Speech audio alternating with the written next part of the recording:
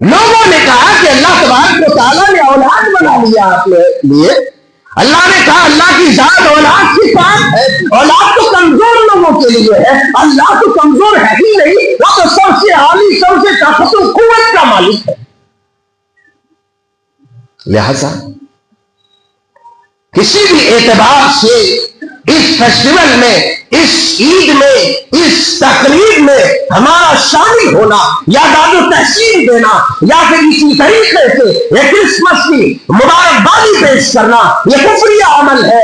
لہذا نبی کریم صلی اللہ علیہ وسلم کا وہ فرمان عالی ہمیں یاد رکھنا چاہیے کہ جب رسول کریم صلی اللہ علیہ وسلم نے کہا اے لوگو لا تشرک باللہ وَإِن قُتِلْتَ أَوْ حُرِّقْتَ, اے لوگو تم اللہ کے ساتھ کسی کو بھی شریک نہ کرنا, کسی چیز کو تم شریک نہ کرنا. اگر تمہیں کاٹ دیا جائے, ٹکڑے ٹکڑے کر دیا جائے, اور یا پھر تمہیں زندہ جلا دیا جائے, اللہ کے ساتھ کسی کو شریک نہ کرنا.